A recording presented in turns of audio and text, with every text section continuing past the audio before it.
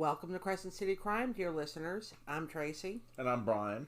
And we want to start off by thanking everybody who has been listening to us, those who have been talking about us, leaving us reviews, all that great stuff. We appreciate it so very much.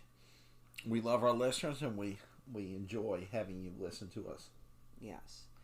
Of course, you can follow us on all of our social medias. We will have those linked in the show notes. Make sure that you tell your friends about us and tell your enemies, especially your enemies. Make sure to leave us a rating and a review. And if you're not subscribed to us, why the heck aren't you? We are everywhere, including YouTube.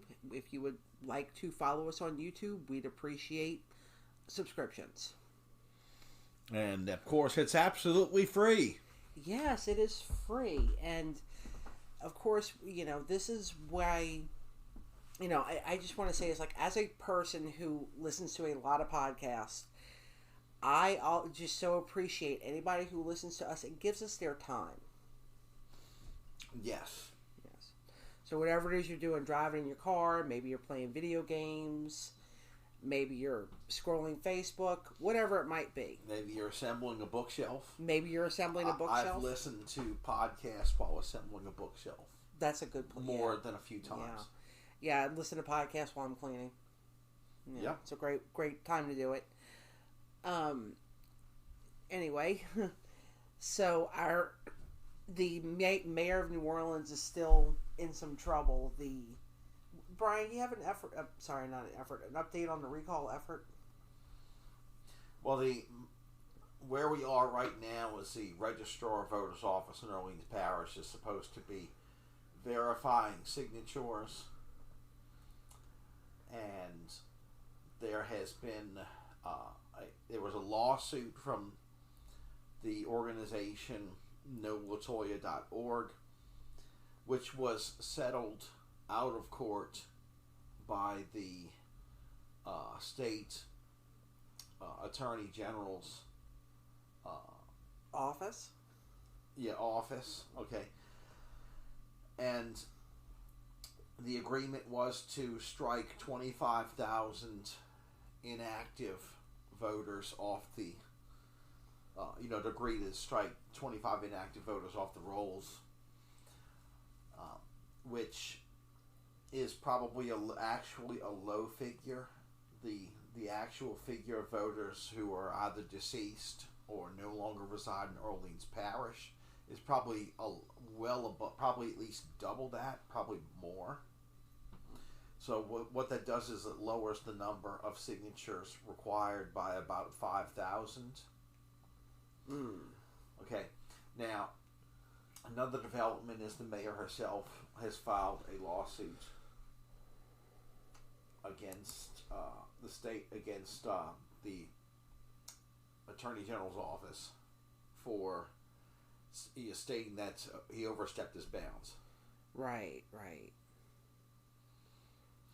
So we're waiting to see what happens with that. But there was also a very recent development. The New Orleans Inspector General has determined that she was not within her rights to use the Pontabla apartments, where she was having an affair with her head of security. Yes, and also interviews with her head of security, an OPD officer, Vappy is his name, have also leaked out within the last 24 hours. Mm-hmm. So we don't know who leaked it. It is very unusual, very irregular for secret interviews, confidential interviews, okay, that Public Integrity Bureau, PIB, has with an officer to just leak out to the general public. I've never heard of that ever happening before. Well, there's always a lot of intrigue surrounding these things, and well, this is I don't want to call it a sideshow because it is a serious thing to recall a mayor. Now, this is the closest a mayor has ever come to being recalled from office. Well, speaking of police officers, are you ready to discuss today's episode? Yes. All right, here we go.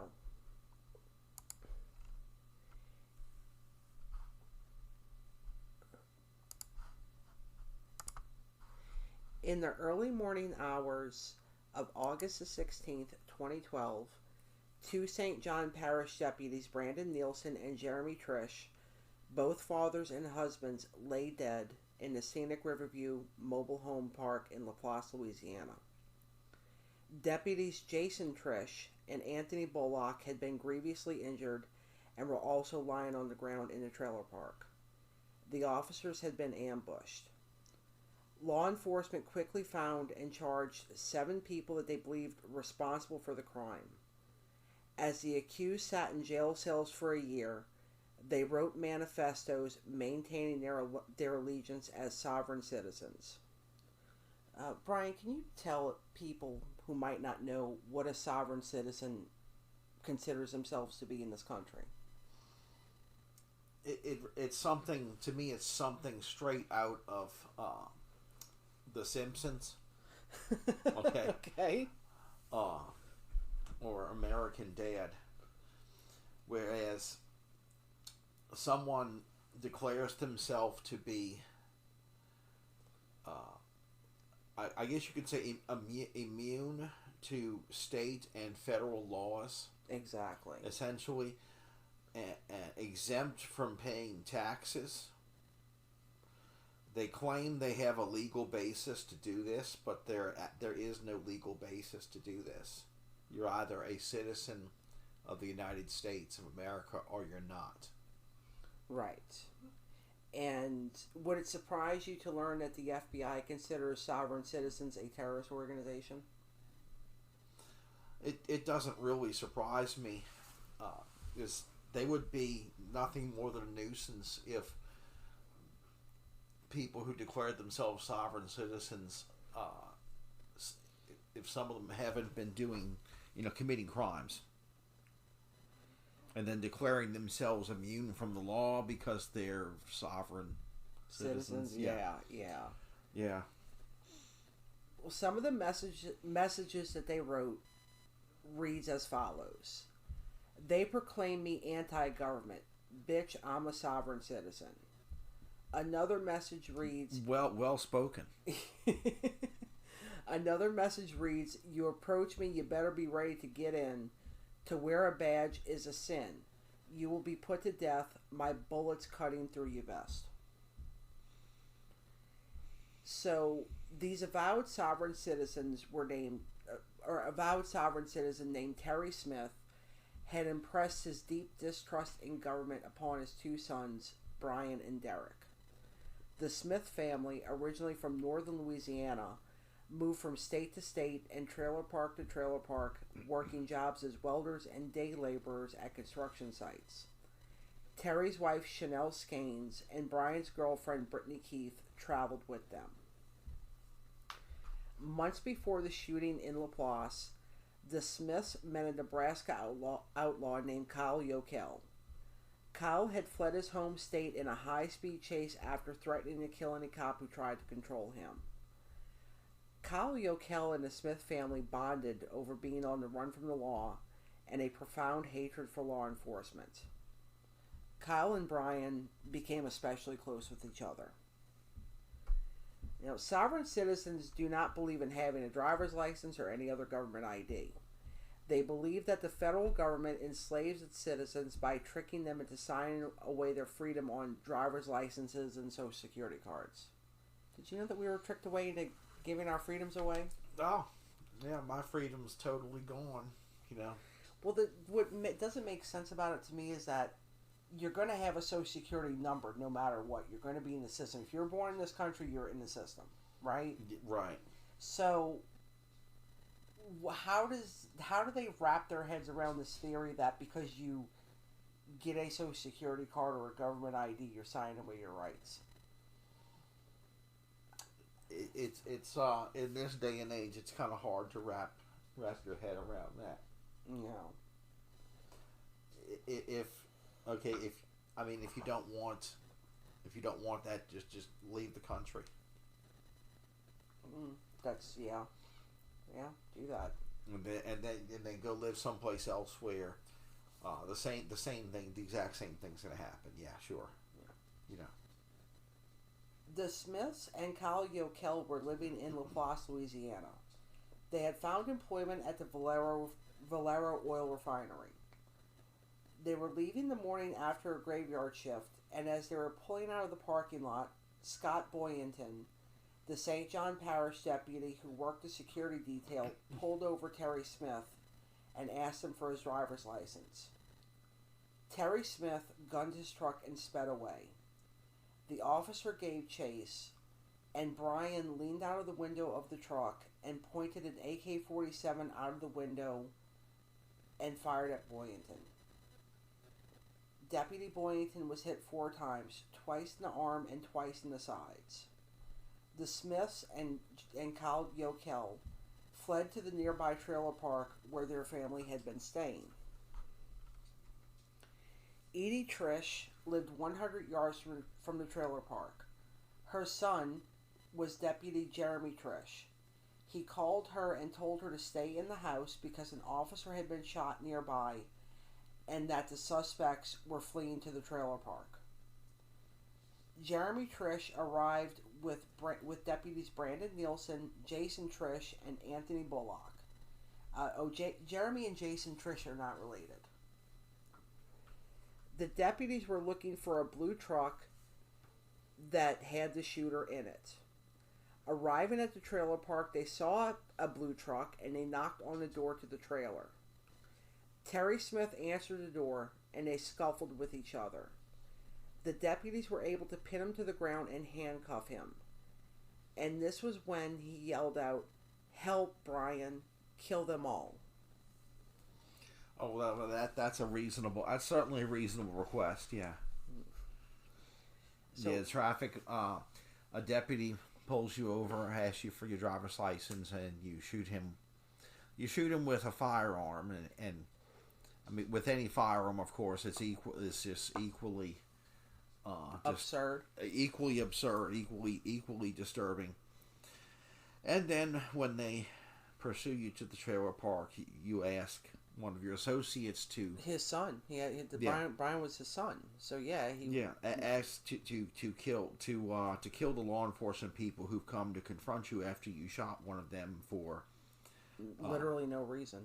Yeah, no reason. You know, you turn a misdemeanor level traffic citation into a felony murder rap. It's insane. Brian carried his assault rifle to the trailer's front door and looked out. His girlfriend Brittany followed him and he handed her a pistol. He said, "You shoot too." She said, "Please don't do this, just run." She should have shot him. Oh, that would have been a plot twist, but unfortunately that's not what happened. Brian opened the door, stepped out, and started firing. Edie Trish heard the shots and she knew her son was there. She screamed and she waited by the phone for him to call, but he would never call her again. Jason Trish, who was an 11-year veteran of the department, was shot through the back. He returned fire and he found his way to his patrol car. He drove himself to the hospital, radioing in his location along the way, and he felt himself growing weak, breathing in cold air. Over the radio, he said, "I don't know if I will make it." But he did make it. He spent 2 weeks in the hospital, then a month in a medically induced coma. When he woke up from his coma, he realized, he said, "I don't have a gallbladder anymore or a spleen. My right kidney was gone, and that's when I realized I was on dialysis, and that's when I realized that Jeremy Trish and Brandon Nielsen were dead." So imagine waking up to all that. Yeah, it definitely feels surreal. I mean, only psychotic people react this way to law enforcement. In the aftermath, evidence was collected from the Smith's trailer. A letter that was written by Derek Smith to Brian. It was written during one of... No relation. Yeah, no relation. The letter was written during one of Derek's prior incarcerations. He said in this letter, Dad said he wanted to go to war with the police, so I'm going to see if he's about that. I ain't got nothing to live for anymore, so I'm going to take everyone to hell with me. I found out where my old parole officer lives. I'm going to get his wife and kids and let him live in pain. Charming. Charming people. No, parole officer. Yeah. Oh, okay.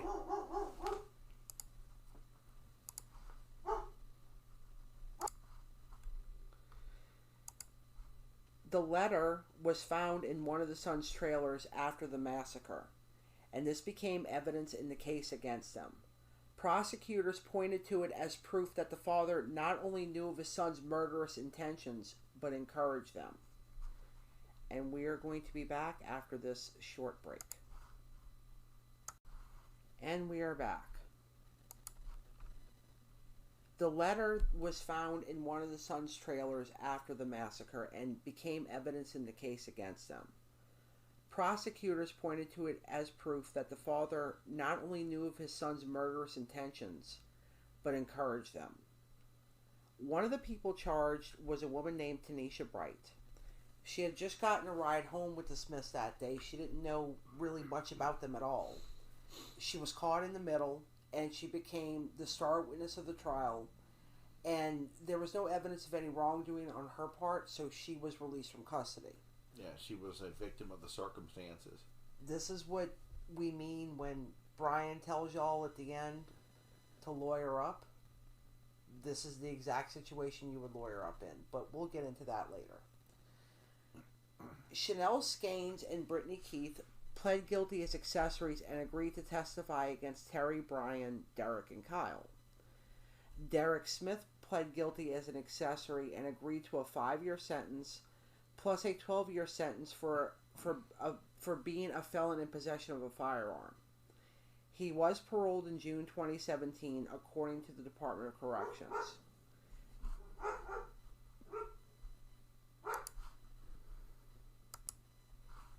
So, Derek showed little remorse. He said 5 years for filling a cop full of lead. No evidence, only he said, she said. I looked at the DA with a smile on my face. Now I'm sitting here waiting to catch my next murder case.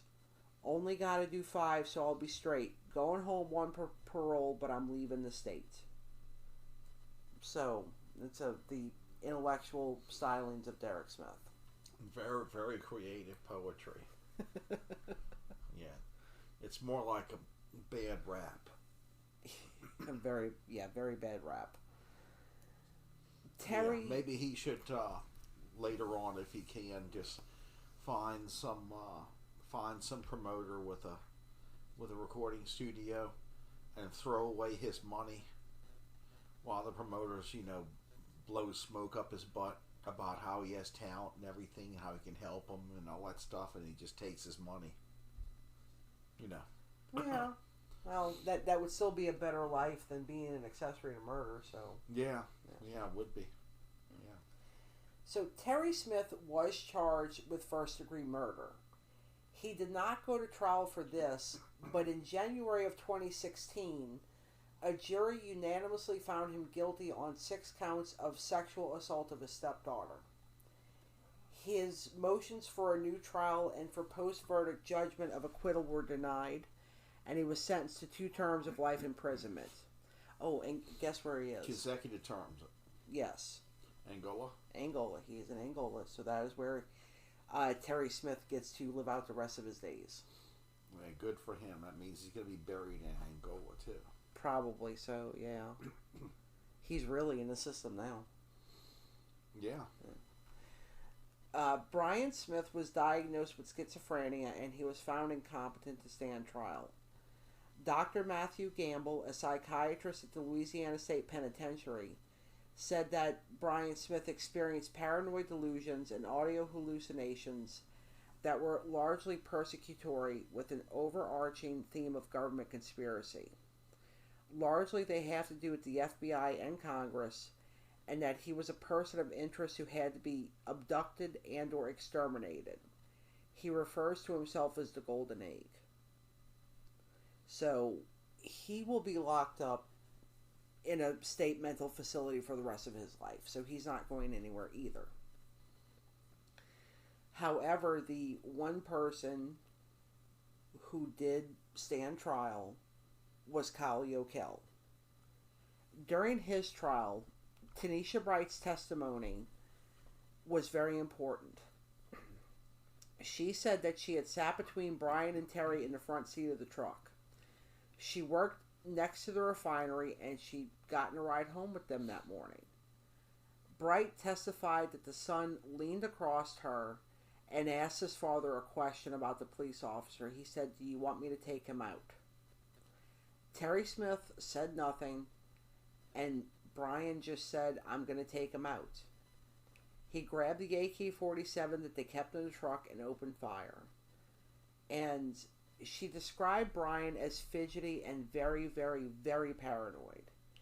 He told her that people were watching him and trying to kidnap him. Once he got spooked by an abandoned truck parked alongside the road and felt for his gun.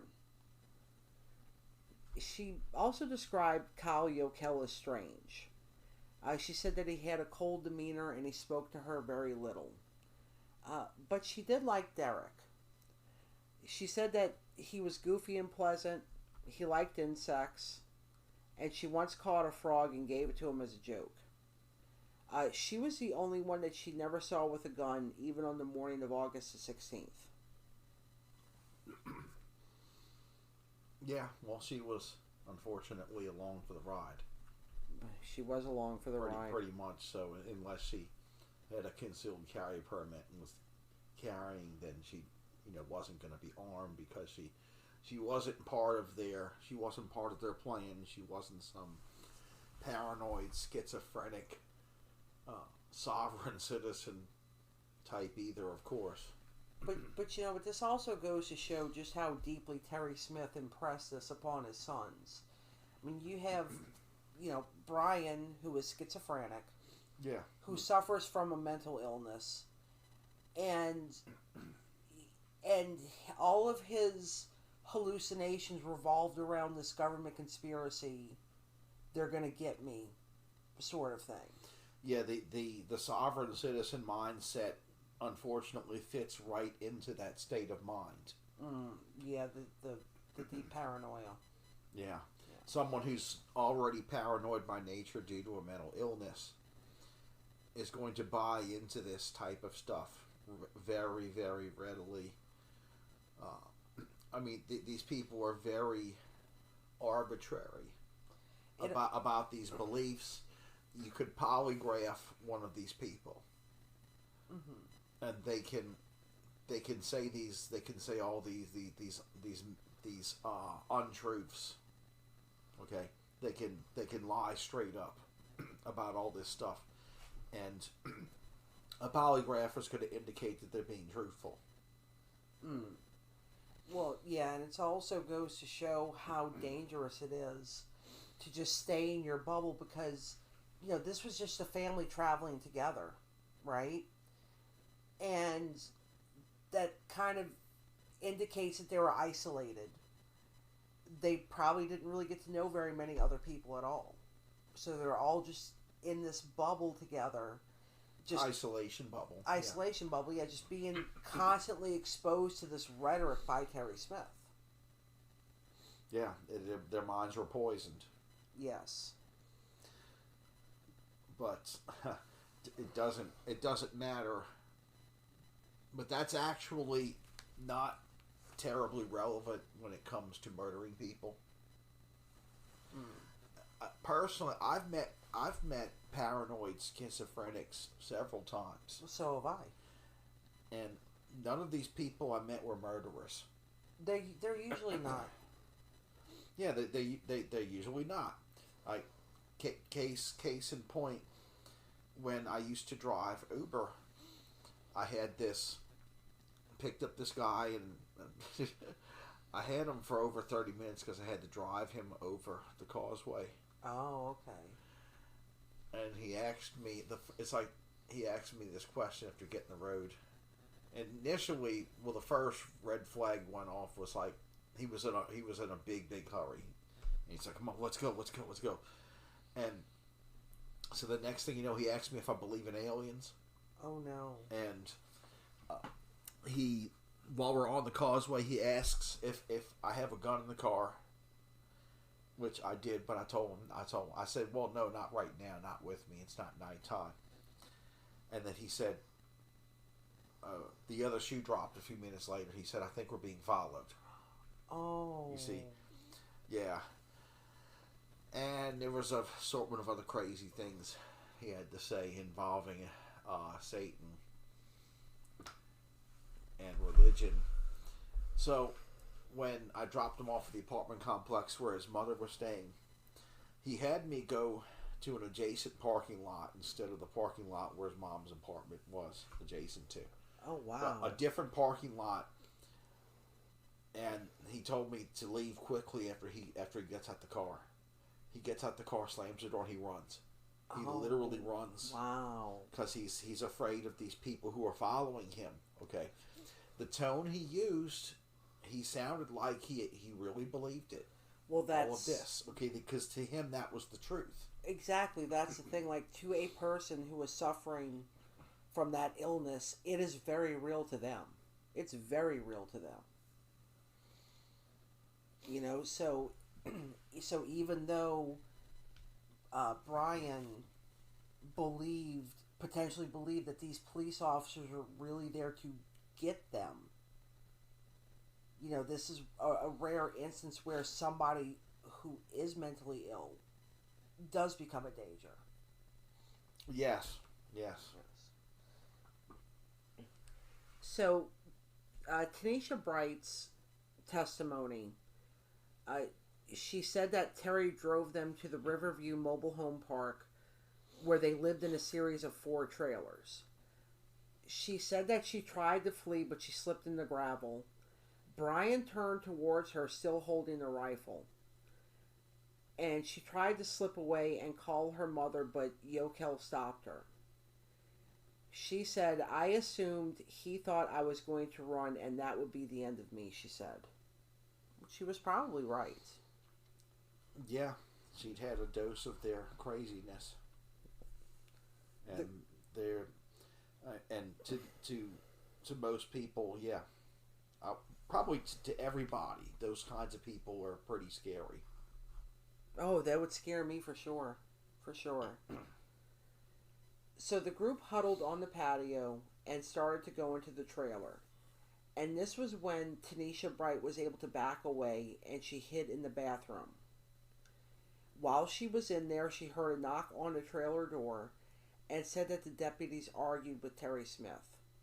This was when she heard Terry yell for Brian's help, and this was when she wedged herself behind the washing machine, rolled into a ball, and put her hands over her ears. Well, she was lucky a washer machine is, in that instance, is concealment. Okay? It's not good cover. A handgun bullet will probably go through a washer machine, let alone rifle bullets. Yeah, she was lucky she wasn't killed in any stray bullet fire. She heard the sounds of the assault rifle, and it was followed by more shots. Pow, pow. Slower, like she thought they were fired from a pistol, so that was probably the deputies returning fire. And she said, I just sat there and waited for it all to end. She estimated that the shooting lasted only about 30 seconds. Brian Smith stumbled back into the trailer, bleeding from a wound on his leg. Brittany called for Tanisha Bright to come help her, and she tied off the main artery in Kyle Yokel's leg because he was also injured, and Chanel Skanes was shot through the arm. Tanisha Bright was the one who called 911 that day. Okay. Okay. Okay, so she called and she asked for assistance. Brian told his girlfriend to tell police he had surrendered.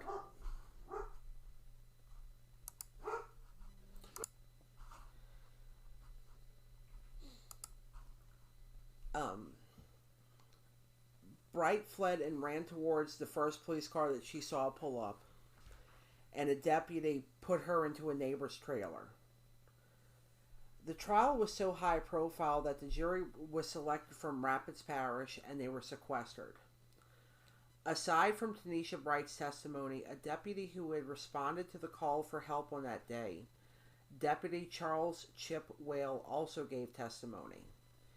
During the trial, it was revealed that he was the one who had exchanged gunfire with the shooters. During the shooting, Brian slipped and dropped the gun, and this was when Kyle Yokel picked up the firearm and he stood over Deputy Brandon Nielsen, who was already injured, and he shot him at point blank range with the AK-47. This is that kind of mental state that we can see sometimes in these killers. It's that ultimate power of standing over somebody who's already vulnerable with a firearm and saying, you can't do anything about this. Yeah, that's the psychotic person who is also sadistic and enjoys having power over people, enjoys inflicting pain upon people. Another one of those people who, if they lived in Germany during the 1930s, they would have easily been recruited by the SS, the SS or the brown shirts. Right. Yeah. Because that's what they did. They brought together all of the worst of the worst, the worst of the worst sociopaths and psychotics, and gave them all what they wanted: power over people they didn't like, and the ability to sadistically inflict pain upon people they don't like. Yeah. Yep. So Kyle Yokel was shot and killed Brandon Nielsen before Deputy Whale was able to return fire. Deputy Whale said that when I first pulled the trigger, he flinched hard like he had been hit by something. Other evidence presented included Yokel's DNA found on the rifle used in the shooting, and Deputy Brandon Nielsen's DNA was found near the bottom of Kyle Yokel's pants. The jury deliberated for only 1 hour at the conclusion of the 9-day trial before delivering a unanimous guilty verdict. And then on February the 9th of 2020, the same jury sentenced Kyle Yokel to death, and they came back with that sentence in less than 30 minutes. So Kyle Yokel now sits on death row in the infamous Louisiana State Prison, and that's where he's going to spend out the rest of his days. Of course, as we had talked about in our very first episode, actually, the complications that we've been having just in the country in general with getting the drugs to carry out these death sentences. So we don't know if he will be put to death, or he might just die out in prison. We don't know. He'll probably die of old age in prison, and the taxpayers will have to pay for his geriatric care. Yeah. In the meantime, and this psychotic SOB is not going to be rehabilitated and is never going to regret doing this. Is obviously headed straight to hell. And on that note, we will be back after this short break. And we are back. Deputy Boynton was permanently disabled from the shooting. Charles Whale is still a deputy. Jason Trish had a long road of recovery. As we mentioned before, he lost one of his kidneys, and he was able to receive a transplant 5 years after the shooting. And he was able to return to duty 9 months after the transplant. Yeah, that's extraordinary. It is extraordinary. Think of that long road of recovery he had, and all those days he had to sit on dialysis and hope that a donor would be found. Yeah. Edie Trish, Jeremy's mother, attended every single hearing and every day of the trial. It took her months before she stopped buying her son's favorite treats. Jeremy was married to Missy Trish, and they had a toddler together named Cade, who had just turned 3 when Jeremy was murdered. Jeremy has missed all the everyday things, tucking him into bed, teaching him how to fish. Cade does not have a father anymore. But when he comes here to my house, we talk about his father. We go through pictures. He will remember his dad. And when reporters asked her how she felt about the death sentence, she replied, "He killed my son. An eye for an eye. He needs to die." Yes, yes, most definitely. End up murdering someone ultimately to get out of a traffic citation. Yeah, to get out of a traffic citation. That's ultimately what it came down to. And deriving from a warped sense of logic. An erroneous belief that being pulled over for a moving violation is an act of tyranny. Yeah, sure it is. Being pulled over for a traffic citation and asked for a driver's license is not tyranny, Buttercup. Well, Danielle Nielsen is Brandon's widow. She and Missy became friends in the aftermath, and Danielle tried to avoid the hearings, and she tries to remember the things that she loved about Brandon. Like he used to change the words to songs to make her laugh. He made funny faces when his picture was taken, and he loved his 2 daughters and 3 stepsons. And she said, "We were a team. He was my best friend. And the only part of him that I want to forget is how he died." Very sad. In August of 2022, the 10th anniversary of the ambush was observed with friends and family of the officers. Danielle knew that she didn't want the memorial to be too structured or formal.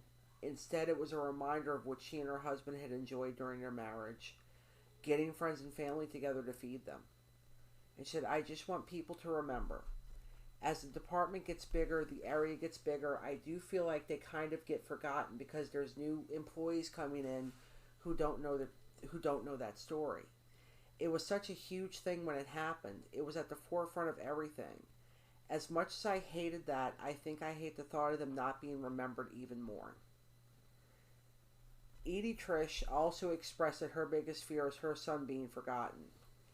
His legacy lives on through the annual Sports and Dots fishing tournament. It's a fundraiser for the Deputy Jeremy Trish Fallen Hero Foundation. The first annual event raised $12,000, but the 2022 tournament raised about $50,000 for families of fallen and injured officers across the state of Louisiana. And Edie Trish says that she's glad that people haven't forgotten, and it makes her heart proud. So, in conclusion, this is what I have to say is that extremism is bad. Extremism in just about any form is bad. If you're willing to sacrifice the rest of your life because a police officer is trying to pull you over, and really, if you don't have a driver's license, okay, that amounts to a traffic citation. I don't even think you get your car taken away. That's a traffic misdemeanor. That's what I'm saying. You don't even get your car towed over that. It's not like if you were caught driving without insurance. Right? Right. This person wasn't wanted for anything. Well, no, he was. He was wanted for the sexual assault of his stepdaughter. So he would have gone to jail anyway, But his children would not have been in jail or locked up in a state mental facility, or any of that. Kyle Yokel. Oh, right. I'm thinking of one of the kids. Yeah. Kyle Yokel. I mean, he probably would have came to a bad end himself someday, because it sounded like he was the one who really bought into this so deeply as well. Bought into this very twisted logic that is extremism that results in extreme reactions to things that are to minor discomfort, minor inconveniences. And I'm going to tell you, everybody on the face of this planet lives in various degrees of inconveniences every day, from minor to major. And it's insane. It's psychotic to murder someone over an inconvenience. Yeah. Brian, do you have any final thoughts before we wrap up for the day? I can remember at the time this happened, there was tremendous emphasis on the use of a semi-automatic AKM, variation of the AK-47, the AKM being distinguished by a more cheap manufacture than the AK-47, stamped sheet metal instead of milled from a solid block of steel, original AK-47. But there's that's not the most the most relevant thing is that a firearm was used unlawfully used to murder someone.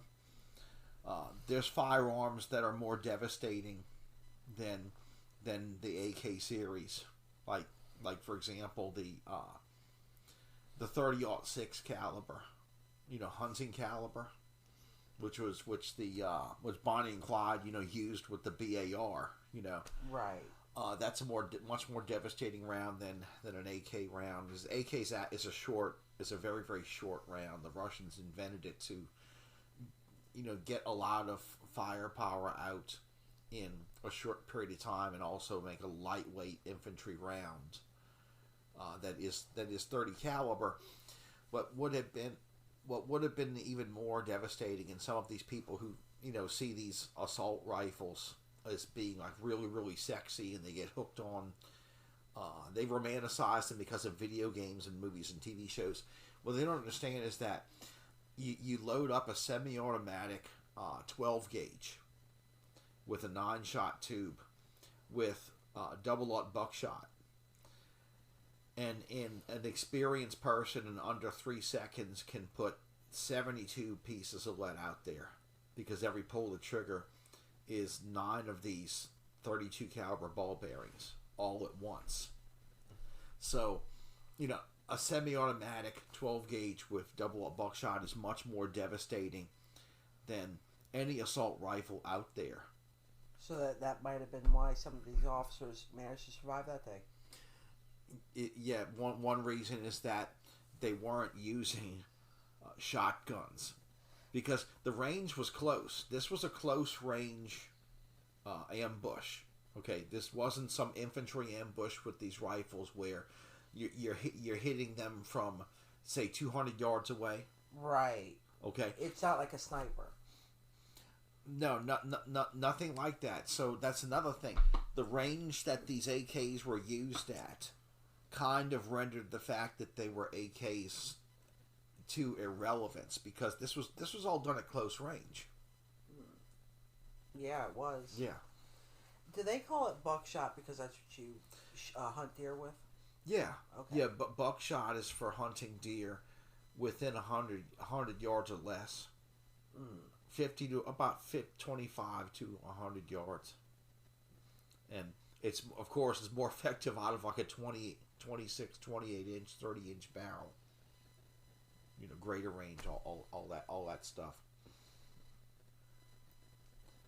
Okay. So, pretty, it's completely insane to react to law enforcement in that matter at all, let alone over a traffic citation and a warrant. I mean, I absolutely remember when this happened, and it's just so sad. Like, it always makes me sad whenever I hear about things like this because it's the amount of devastation that this caused. You know, St. John Parish it's quiet. Okay, they don't have things like this happen on a regular basis. And this is the kind of thing that makes people flee from the city of New Orleans into these quieter adjacent parishes, right? Yeah, and you have something like this go down. And something like this goes down in that quiet place. In a quiet adjacent parish. Yeah. Yeah. I don't even think we've had anything. I mean, we've not had something like that specifically happen in New Orleans proper, right? Like not where you. These are the type these deranged individuals are. They're the kinds of people who hate big cities like New Orleans. And they hate minorities. Right.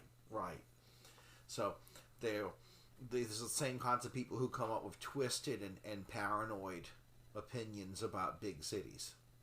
Yeah. You know, to them, big cities are, places of tyranny. So someone who considers himself a sovereign citizen would not want to live in New Orleans. They definitely want to live in a rural area where there's, fewer people around. Yeah, fewer people around, fewer laws. But apparently a rural for these types of psychos, a rural area wasn't good enough. No, it was not good enough, and this is why. This is why they're all in a place where they can't cause any more harm to society. Yeah, it's unfortunate that they couldn't have been identified sooner and put away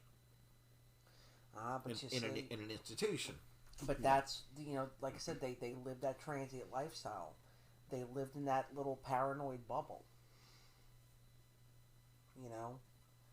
So this was their life up until they decided to kill these police officers, and look at where that got them.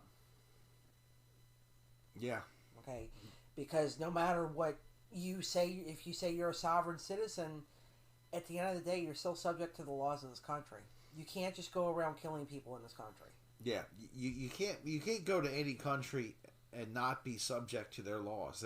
That's crazy. And every country has laws. Yeah, which makes you wonder where would sovereign citizens be comfortable? Where could they live? They could go live on the surface of Venus. Yeah, for about 2 seconds. Yeah, about 2 seconds. Yes, just let them vaporize. All right. So next week, dear listeners, is our 50th episode. Brian, you believe we made it to 50 episodes? That's awesome. That is pretty awesome. And in that episode, we're going to talk about another form of extremism when we talk about the New Orleans sniper, Mark Essex. So join us next week, dear listeners. Okay. Till then, be safe, be kind. Remember that we're all human beings, and don't park next to vans. If it's dark, it's dangerous, and it feels unsafe, don't be there in the first place. And if you start to make acquaintance with people who have very paranoid beliefs and don't think that they're subject to any laws, and talk about how they want to murder law enforcement, then, block them on social media. Yeah, and block their phone number. Find different friends. Don't even accept a ride from these people. Okay, do not accept a ride from someone, even if you think there's a psychotic lunatic. Don't accept a ride from them. Don't accept anything from them for that matter. Don't feel obligated to them anyway. Now, and also, of course, if you're being questioned by law enforcement, especially after you've gotten out of a car with a bunch of psycho lunatics who have committed felonies, then Yeah, definitely lawyer up. Definitely lawyer up. Yes. Yes, definitely lawyer up.